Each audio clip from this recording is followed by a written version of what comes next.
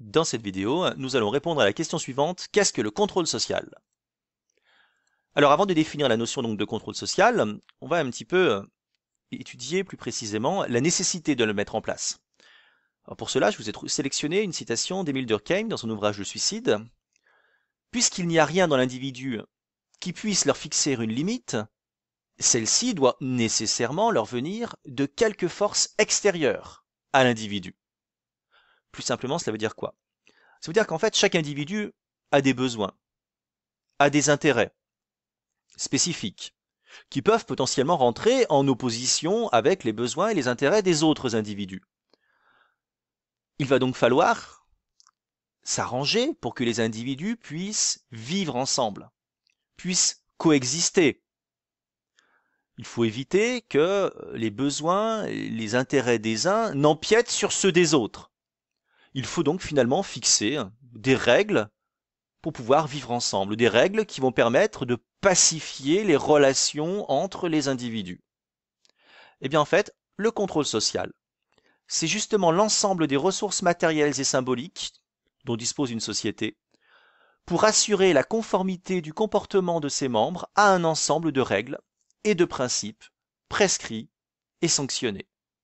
Ça veut dire que le contrôle social repose sur un ensemble de normes, de valeurs, des comportements qui vont être prescrits, c'est-à-dire qu'il faut suivre. Par opposition, il y aura donc tout un ensemble de comportements qui seront proscrits, interdits. Tout cela va inciter les individus à avoir des comportements conformes, et pour s'assurer que leur comportement soit bien conforme aux attentes de la société, eh bien, seront mises en place des sanctions. Alors j'ai utilisé plusieurs fois le terme conformité, qui s'oppose par définition au concept de déviance. La conformité, en fait, c'est tout simplement un comportement qui répond aux attentes de la société ou du groupe social et qui donc finalement va être en adéquation avec les normes, les valeurs et les rôles qui ont été transmis dans le cadre de la socialisation. Par exemple, faire la bise à quelqu'un pour lui dire bonjour, c'est un comportement qui est qualifié de conforme, surtout si ce sont des personnes de sexe opposé. Le fait que les filles puissent s'habiller avec des jupes et des robes et que cela soit moins valorisé, voire pas du tout valorisé pour les garçons, cela correspondra à des comportements conformes. Le fait, quand un élève est dans une classe et qu'il désire parler, s'exprimer, qu'ils doivent donc lever le doigt, cela correspond également à un comportement conforme. La déviance, inversement donc, est donc un comportement qui va transgresser les normes. Si un garçon, par exemple, met une jupe, si un élève s'exprime en classe sans lever le doigt. On voit d'ailleurs qu'il y a une certaine relativité dans les comportements, hein. Par exemple, pour se faire la bise, on peut se faire une bise, deux bises, trois bises. Sur la joue, tout dépend si l'on sera deux hommes, deux femmes, etc. Un homme, une femme, etc. C'est beaucoup plus subtil. Au niveau de la déviance, par exemple, le fait de se bagarrer avec des camarades, le fait de manger avec les doigts correspondent à des comportements qui ne sont pas socialement valorisés. On peut évidemment être plus tolérant dans certaines situations, par exemple pour des enfants en bas âge qui pourront manger avec les doigts, c'est toléré. Alors si l'on rentre un peu plus dans le détail du contrôle social, on peut distinguer le contrôle social formel et le contrôle social informel. Le contrôle social formel correspond en fait au processus par lequel des groupes sociaux, des institutions, ça peut être la justice, l'église, l'école, la police, vont réguler les activités sociales afin d'assurer le maintien des règles et de prévenir des comportements déviants. Plus simplement, on va utiliser les lois, les règlements intérieurs des établissements scolaires, des entreprises, afin d'inciter, d'obliger les individus à avoir des comportements justement qui soient qualifiés de conformes. Si les individus n'ont pas des comportements conformes aux exigences de la société en général, ou plus spécifiquement des établissements scolaires ou des entreprises, il y aura alors un certain nombre de sanctions qui seront mises en place. Mais en fait, le rôle des sanctions est beaucoup plus subtil qu'il n'y paraît, car les sanctions n'ont pas toujours vocation justement à sanctionner négativement. Il existe également des sanctions positives. En fait, les sanctions positives vont correspondre à des encouragements. Les sanctions positives doivent être perçues comme tout ce qui va permettre d'inciter, d'encourager les individus en continuant dans le chemin qu'ils ont emprunté parce que l'on considère que leur comportement est conforme aux normes, aux exigences de la société. Ainsi, un élève qui travaille bien à l'école recevra à la fin de ses études un diplôme. Quelqu'un qui aura atteint un niveau d'excellence dans un domaine donné pourra recevoir un prix Nobel. Quelqu'un qui s'investit beaucoup d'un point de vue professionnel bénéficiera, par exemple, de l'estime de son supérieur hiérarchique ou même d'une promotion d'un point de vue professionnel. On voit donc que les sanctions positives ont pour vocation de pousser l'individu dans le sens de la continuité. À savoir, il a un bon comportement, il est conforme, il faut qu'il continue ainsi.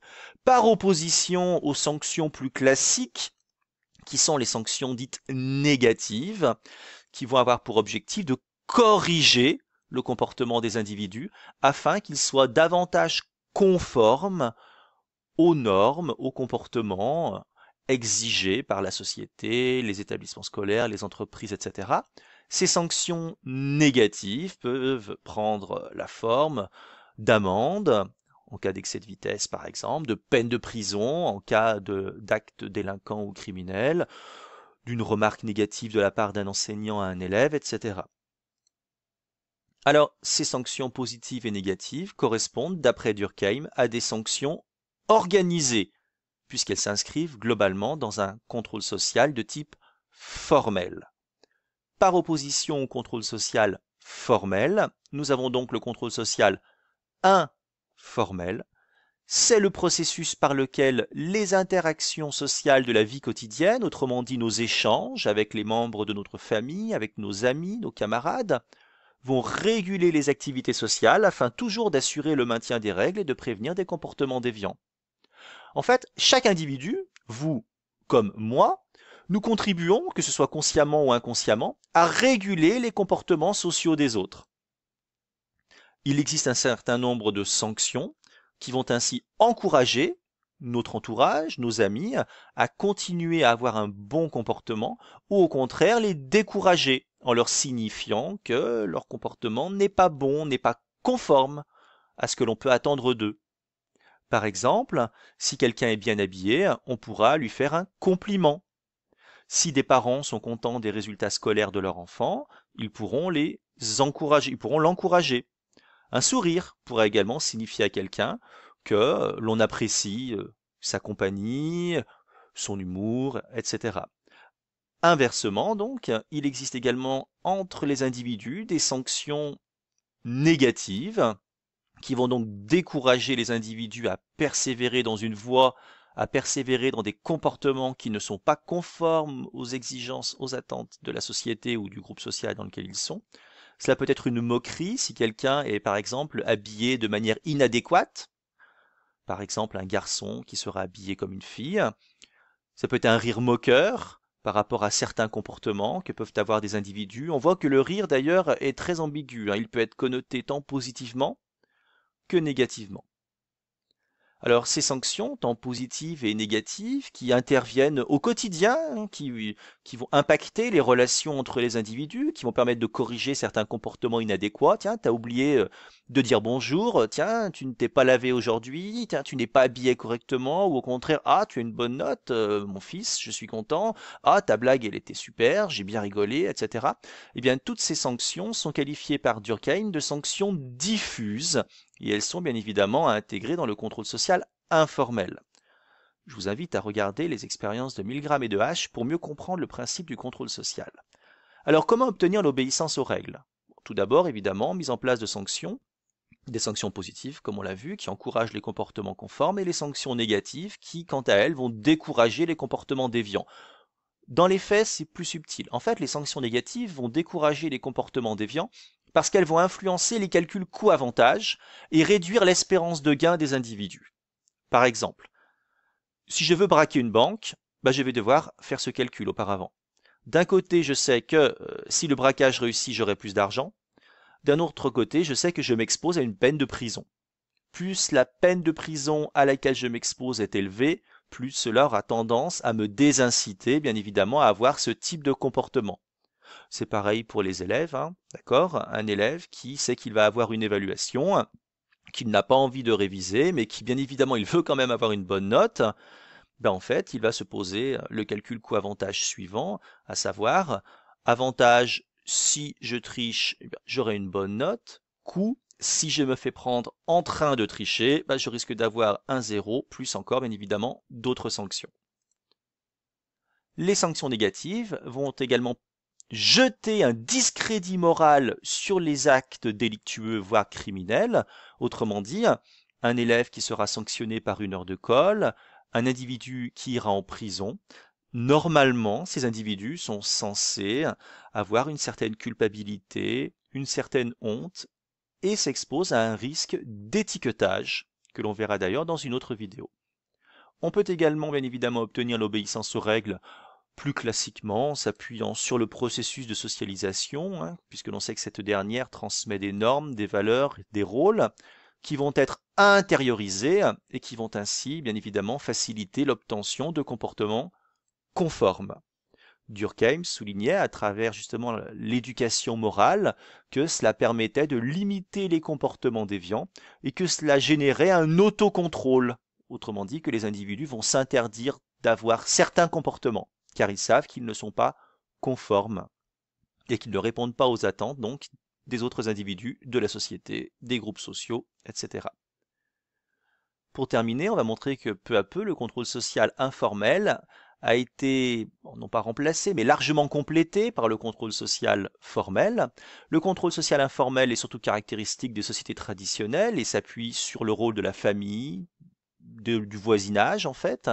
Le contrôle social informel est plutôt caractéristique des sociétés modernes. Alors, il s'appuie toujours, bien évidemment, sur le rôle de la famille, de l'environnement dans lequel évolue l'individu, mais on remarque qu'il y a également un contrôle social qui s'est davantage institutionnalisé avec le poids croissant des lois, du droit qui s'impose dans les moindres méandres que constitue en fait la vie de l'individu. Alors, pour terminer, on va voir que dans les sociétés modernes, il y a également quelque chose de très particulier, ce sont les nouvelles technologies. Celles-ci ont un rôle d'ailleurs qui est ambigu. D'un côté, elles vont effectivement permettre un accroissement du contrôle social par la vidéosurveillance, par l'existence des puces RFID, par toutes les possibilités qui sont offertes au pouvoir public, mais également aux entreprises de voir ce que nous faisons sur Internet. Donc cela, bien évidemment, va limiter certains comportements déviants. Je vous renvoie au film de Steven Spielberg, Minority Reports, où on voit effectivement que nous pouvons, dans cette société qui est plus dystopique d'ailleurs qu'utopique, nous sommes capables d'anticiper les comportements, alors plus que déviants, là, c'est délinquants et criminels des individus, et par là même, justement, on peut s'arranger pour éviter qu'il n'ait lieu. Mais d'un autre côté, l'accroissement du contrôle social par le biais des nouvelles technologies peut aboutir à un recul des libertés individuelles. L'individu se sait observé, il s'interdit donc d'avoir certains comportements qui pourraient potentiellement être interprétés comme déviants, mais qui ne le seraient d'ailleurs même pas nécessairement. En cela, je vous renvoie au merveilleux ouvrage d'Orwell, 1984, avec Big Brother.